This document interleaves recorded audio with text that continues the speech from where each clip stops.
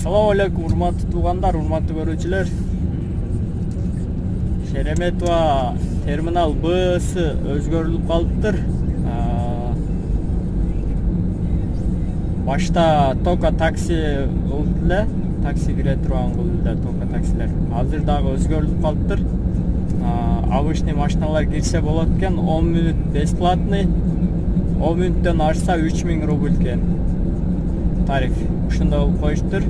10 мүнөттөн ашык 10 мүнөттүн ичинде клиент алып чыгып келишиңер керек болот. Обычный машиналар.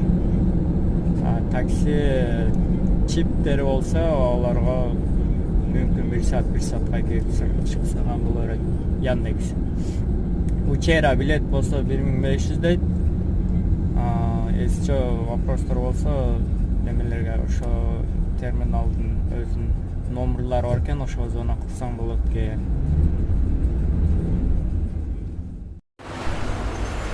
Шереметова Б'да 10 мүнөт бесплатный, далее 3000 рубль час дейт.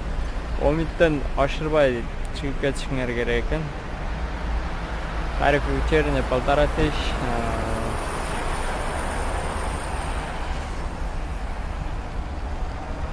Урматтуу туугандар, Шереметова Б'да өзгөрүлүп калды, карагыла.